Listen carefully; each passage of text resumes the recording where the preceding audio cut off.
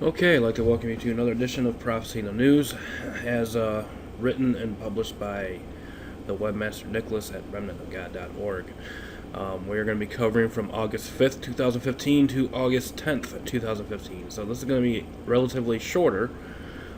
So let's go ahead and get to it. There are 2 videos included in this week, so let's just go ahead and just dive down and see what is before us. First article, this out of WorldNet Daily from August 5th, 2015. Obama detains 27 Christian asylum seekers. More than 24 Iraqi Chaldean Christians forced from their homes by ISIS have been detained at an ICE detention center in California for 6 months after crossing the border from Mexico. The San Diego Union reported July 31st that 20 of the 27 Chaldeans at the Otay Detention Center in Otay Mesa, California, have American family members living in Southern California who are willing to sponsor them. Family members have been holding weekly vigils and rallies to draw attention to the detentions. Large U.S. Chaldean Catholic communities reside in San Diego and Detroit. Okay. Well, this confirms what many already knew about Obama. Why people keep ignoring this reality is beyond me. The fact he refused to show his real birth certificate suggests he is trying to hide something, and it's not just about his place of birth. Problem is, now that we've had 6+ years of illegal antics as well as open evidence of his Muslim faith, we now know he hates Christians with a passion.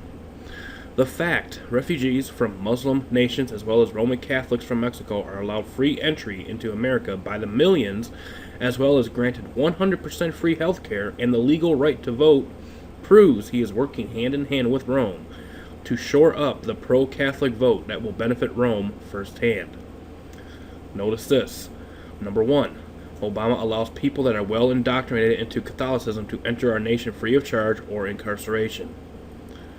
He also allows Muslims that show an open and loyal worship to the Vatican Quran, but the minute they show any evidence they or their leaders are not going to bow to the Pope, they are immediately detained. Number 2.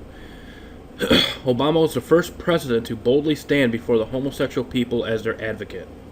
He not only gave the ability for this to go state by state, he used his power to force the media to uplift the homosexual lifestyle so as to further influence the Vatican-controlled Supreme Court vote, and therefore cause Christians in the USA to become illegals on their very own soil. I say illegals because the Bible we now hold in our hands is now officially considered illegal as of June 26, 2015. But then I've been preaching this was going to happen since September of 2003 when Canada made the Bible illegal in their nation. And like Canada, it wasn't until a homosexual gained high political office that this was allowed to happen. By the way, the internet and especially YouTube have been exposing Obama as a man that literally hates anyone and everyone that comes against his Muslim faith. He even goes after Muslims. I wish I still had the website handy that showed Obama's actions against Christians, Jews, Muslims, Buddhists, atheists, and the like. Yes, he does it all in a stealthy manner most of the time, but after 6 years of logging his comments and actions, we now have a huge track record piled up against him. In short, we know for a fact this man is a Muslim, as is described in an ancient Bible prophecy. What prophecy is that? Yes, we have a mountain of evidence against him confirming he is Muslim, and yes, we also know by the statements and documents outlined in those exposés that he hates every person regardless of their faith. But did you know his original Muslim forefather was prophesied to be exactly as Obama is showing himself to be today? In Genesis 16:11-12 we read, "And the angel of the Lord said unto her, Behold, thou art with child, and shalt bear a son, and shalt call his name Ishmael, because the Lord hath heard thy affliction. And he will be a wild man, his hand will be against every man, and every man's hand against him. And he shall dwell in the presence of all his brethren." By the way, look around. All Muslims are like Ishmael. Christian prophecy is that accurate. Next article. State calls Christian counseling harassment. This out of WorldNet Daily, and it says, the head of Kentucky Department of Juvenile Justice has doubled down on his agency's decision to dismiss a pastor who had been a longtime volunteer counselor to troubled youth, describing Christian counseling as harassment. He said the state has imposed a requirement that volunteers shall not imply or tell LGBTQ juveniles that they are abnormal, deviant, sinful, or that they can or should change their sexual orientation or gender identity. And according to the Liberty Counsel, the state requires volunteers to sign a statement promising to follow that moral statement, without promising that he would not ever describe sodomy as a sin or homosexuality. Wells was cut from the volunteer staff. Now do you see why homosexual marriage was legalized by Roman Catholic Supreme Court? As I stated many years ago, the Vatican's homosexual agenda must go after true Christianity on more than one level.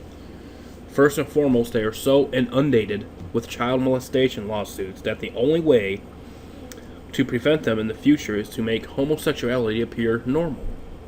Fact is, they know they have no plans to ever stop raping little boys. The fact they have been molesting and raping these children since 60 AD, with at least one promise to stop, every generation proves they must legalize homosexuality so as to make their future lawsuits disappear. Secondly, the Christian Bible has stated since its inception that homosexuality is an abomination unto God, who created man in his image. But the Vatican has been attacking the Bible for centuries, and what they did on June 26 made that Bible they openly hate and actually declare their hatred in writing is now illegal. That way, the pagan dogma they claim is Christian dogma can now be protected by law as well. That means when you tell them the Bible says praying to dead humans they claim to be Catholic saints is sin, or the Sunday Sabbath they admit in writing is their unbiblical invention is sin, or any other pagan doctrines given Christian names are sin, they can say the Bible is illegal anyway, and so it really doesn't matter. By the way, they tried to remove the Bible back in November of 1793 to June of 1797, and it backfired in a big way. Amazing thing is, it was prophesied they would try that. What we're seeing now was also prophesied still. Even though it is written they would do all they can do to defile the bread of God, they still claim the Bible doesn't matter. But it does matter. It matters to the real Christian because Acts 24:14 says, "But this I confess unto thee, that after the way which they call heresy, so worship I the God of my fathers, believing all things which are written in the law and in the prophets." And Joshua 24:15 says, "And if it seem evil unto you to serve the Lord, choose you this day whom you will serve, whether the gods which your fathers served that were on the other side of the flood, or the gods of the Amorites in whose land ye dwell. But as for me and my house, we will serve the Lord." But really what it's coming down to, it's coming down to a simple choice. I mean, really, yes, we have some trying times coming ahead of us, but really what these trying times are going to do is really make it easy for those to choose which side of the flood they're going to be on. Really, that's what it's going to come down to. It's not going to be, we have to figure this out and figure that out. No, it's going to be right out in the open, and this is what's being set up. It's going to end up being easy to choose which mindset you're going to go after.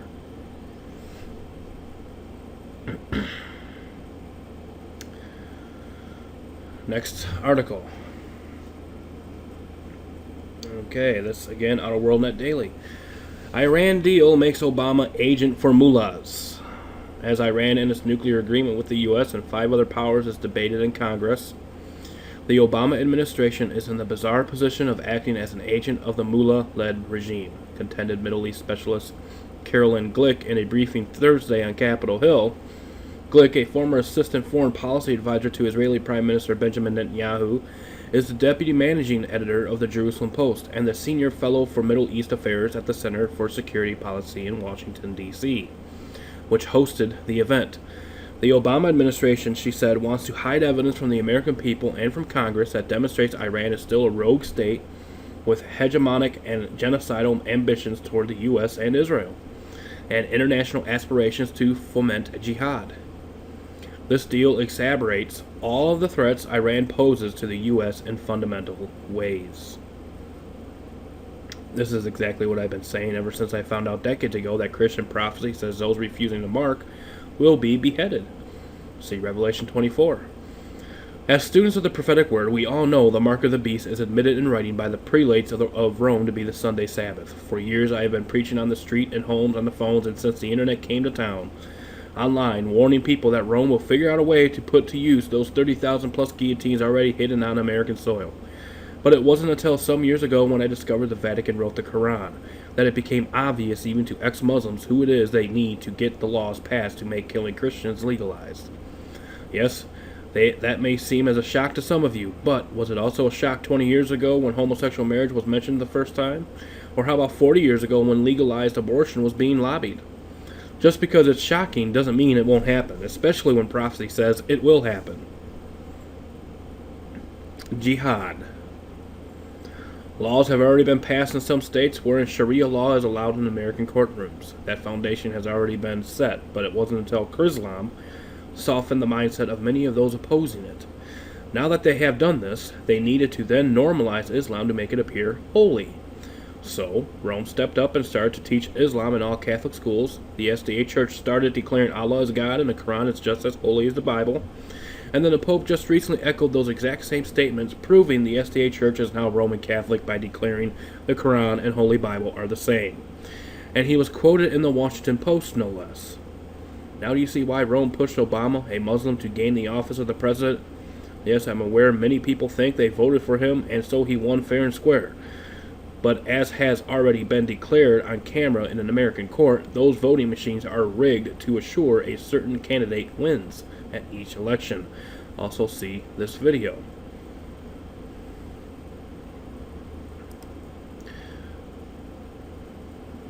And here we go. I'll just go ahead and play this real quick.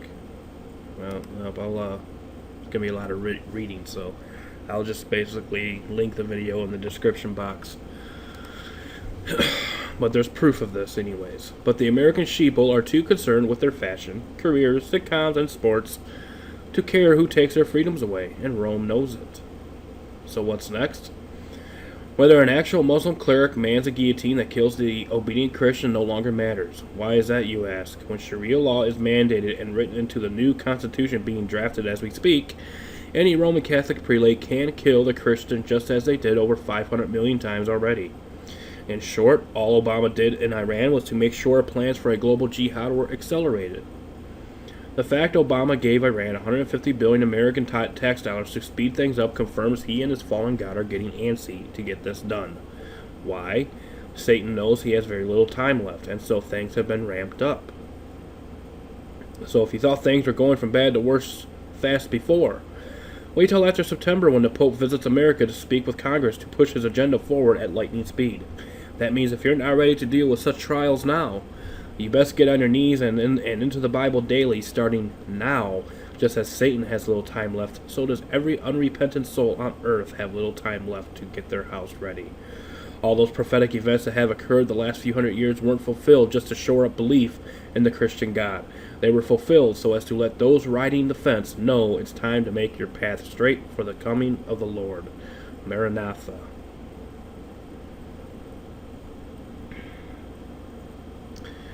And here's a video regarding an SDA politician who snubs the Bible. And I know there's probably going to be those that watch this video that, and I do agree with this video regarding Ben Carson. There are those that are supporting him mainly because he's a Seventh-day Adventist and he believes in the Sabbath and these types of things. But the thing is he was put to the test. And as this video shows, he didn't really pass this test too well. Now, this isn't, smearing the guy, but this is just discernment. So let's go and look at this video.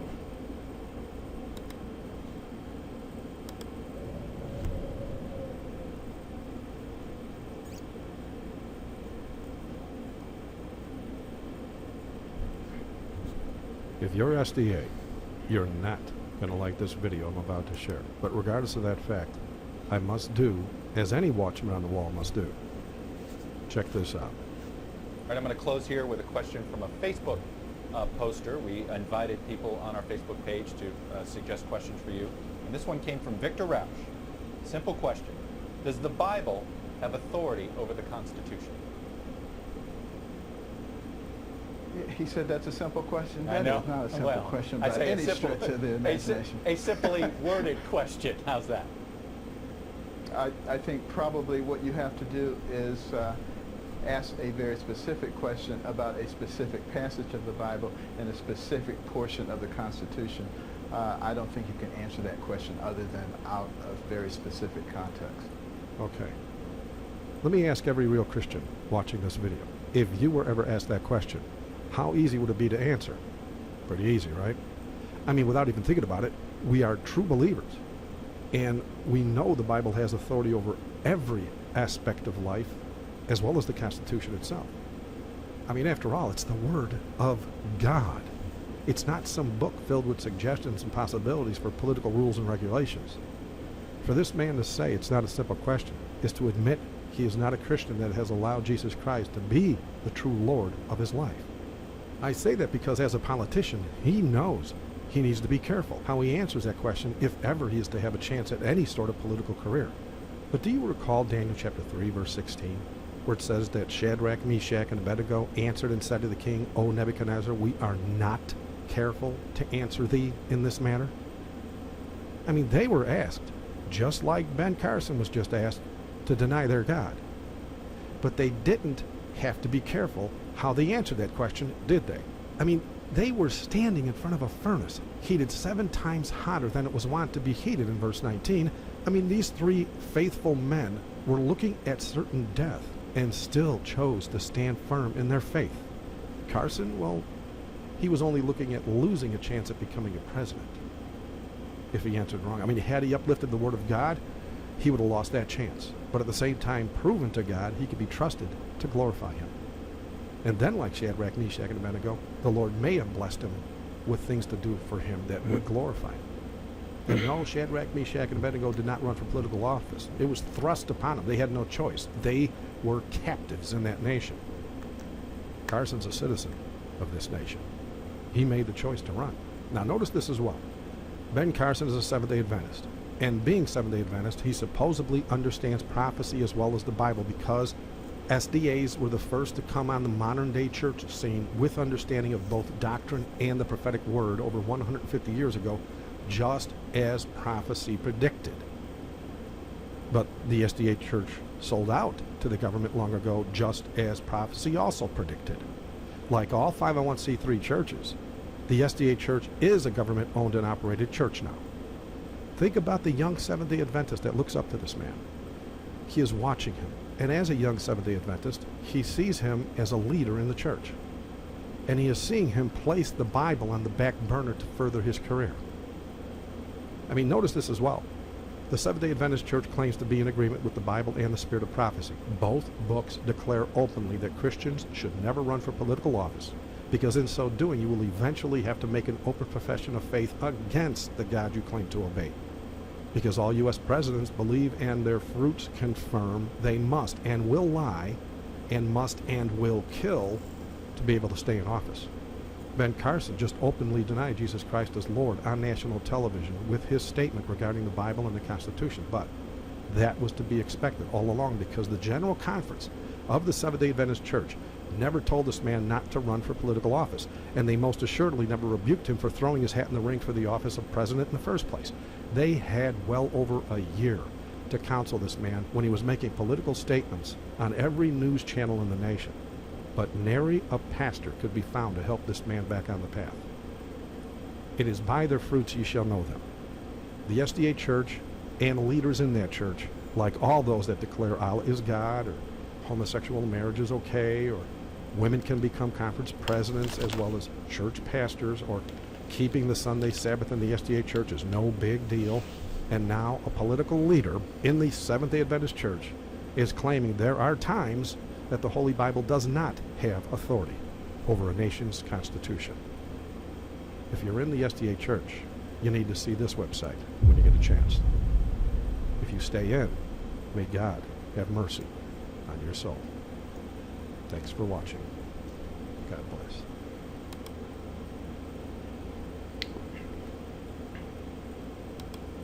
Okay, that says it. So, I mean, there's really no further commenting I need to add to that video. Other than the fact that it will be posted in the description box below and you can check it out for yourself. Next article. Bill Gates to roll out remote control microchip-based sterilization of women. Out of naturalnews.com. In recent months, Gates has taken his vision a step further with the development of computer chip technology that will essentially serve as one element of his quest for population control and reduction. As reported by the activist Post, Heather Callahan, soon medical microchip implants will be introduced to the general population, which will serve as the new face of medicine that polygamously marries big pharma, biotech, nanotech, and wireless remote technology. Maybe hooking oneself into the Internet of Things will be an additional app, although this sounds like a passive form of medicine where someone else gets to call the shots, so to speak, she added. Okay? Well, and that's where it will fail. Why? The massively corrupted and money-hungry AMA will never allow for self-medication even in passing unless they can keep a doctor in the loop somehow to guarantee their billions in profits. Perhaps a remote connection to a doctor that flicks the switch when needed on its own. I can see how they would allow this technology to fly. But there's yet another side to this strange coin. As a recent Planned Parenthood scandal has proven, money drives the gears of satanic ritualism in the government of the USA. But then those of us that know all about the foundation of this government and how it was rebuilt once Rome infiltrated can see the forest for the trees on this one. See aerial pics of DC here. You can click on this link and you'll be able to check that out. In fact, I'll just pull it up real quick. And you know, there's a lot of documentation here, and then you can see all the aerials and the symbolism and you know, and these types of things all over. So I mean, it's pretty apparent as to who is in control of this nation. The bloodlust of Rome and her cohorts in DC must be satisfied. So yes, I can see this chip being used to do just that. What I mean is, even though Planned Parenthood makes billions of dollars every year, it's more about the blood being spilled than the bucks being harvested. How so? Well, the way Planned Parenthood kills confirms they must continue killing children in the same way the dabbling Satanist kills a cat and the hardcore Satanist kills the abducted child. Do you recall some of the monsters of Planned Parenthood over the years that have been sent off to prison for some of the most gruesome acts of torture performed upon defenseless babies? When you bow to the golden carrot dangling in front of you, as Planned Parenthood has, Satan has permission to do as he pleases with you, and he oftentimes likes to take complete control over the individual so as to have a field day in his newfound host. When they kill those babies, it is a blood sacrifice to Satan, and many in politics, especially the higher ranks, know all too well about this, as they all know about Satan's demand for blood for certain favors he grants. I don't have time or the desire to get into the logistics of all that. Just do a search online for Satanism in government, and I am sure you will be busy for weeks. The killing of children and even soldiers on suicide missions is much more important to Satan than the money that is being made by doing so. This new chip, if and when legalized, will have to be designed in a way wherein the only way it will work properly, or so they will say, is that there must be an actual pregnancy before it can end the life. After all, a good selling point will be it will be far less expensive to just flick a switch when a pregnancy is confirmed than to repeatedly flick that switch daily to assure sterilization on a monthly basis. This is why abortifacient sales are flying off the shelves and birth control pills sales are lacking. It's a win-win for Satan. He doesn't care how you do it as long as you do it. The fact he allows all sorts of different religions to call him all sorts of different names as their God proves he's only in it for the sinful act. He doesn't even have to be acknowledged as long as the sin is brought to fruition.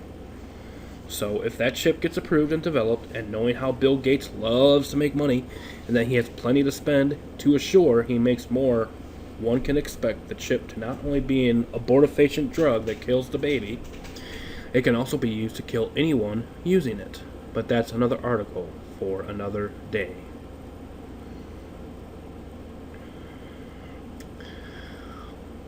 And here's a video, and this is going to conclude this week's Prophecy in the News session from August 5th to August 10th. Feds, Farrakhan anti-white rant, what is considered protected speech. Let's go ahead and watch it.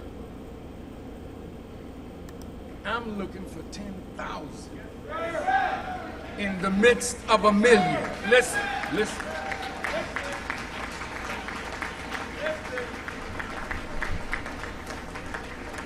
I'm looking for 10,000 in the midst of the million. 10,000 fearless men.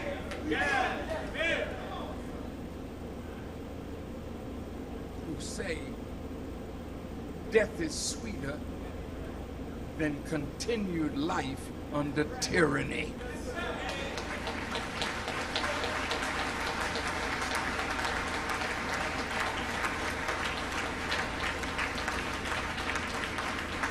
Death is sweeter than to continue to live and bury our children while white folks give the killer hamburgers. Death is sweeter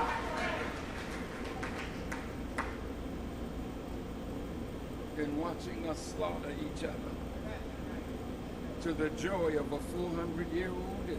Death is sweet. The Quran teaches persecution is worse than slaughter. Then it says retaliation is prescribed in matters of the slain. Retaliation is a prescription from God to calm the breath of those whose children have been slain. So if the federal government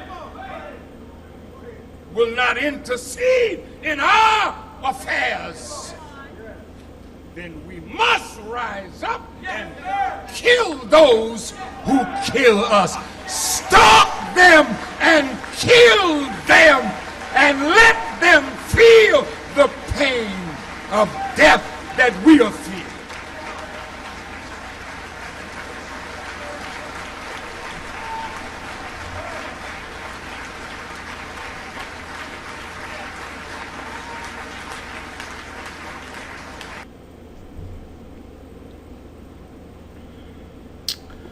Okay.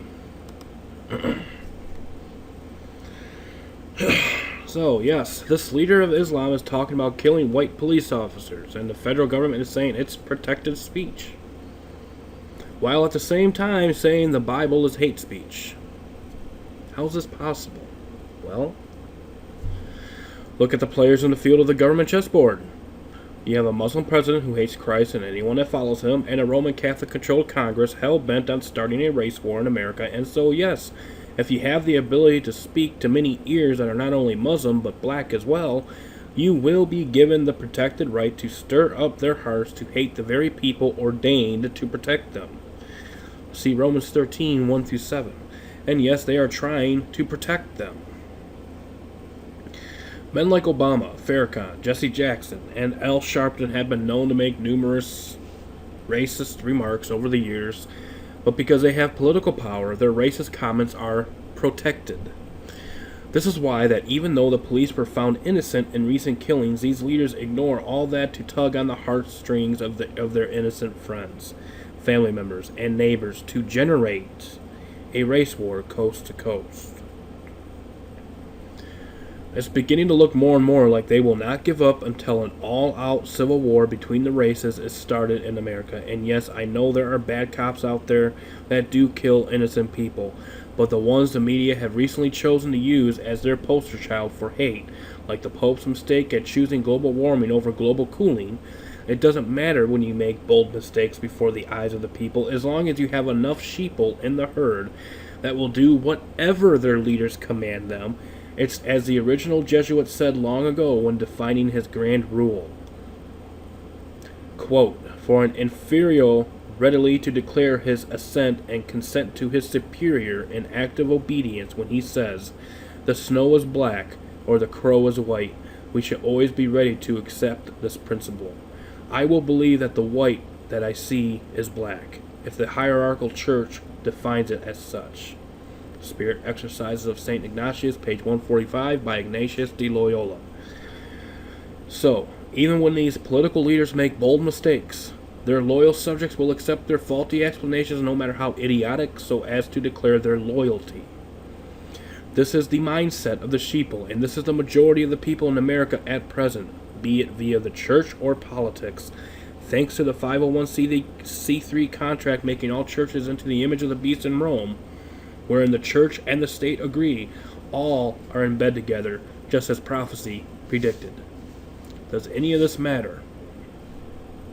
No, not at all. In fact, it's all part of living in the end-time society, where truth is seen as a lie and the lie as the truth. It's all upside down now. Homosexuality is considered good and Christian morals are considered bad. Killing babies is good and seeking to save them from torturous deaths bad. Killing grandma because she's wheezing is good, but demanding you do all you can to keep her alive a few more days, bad.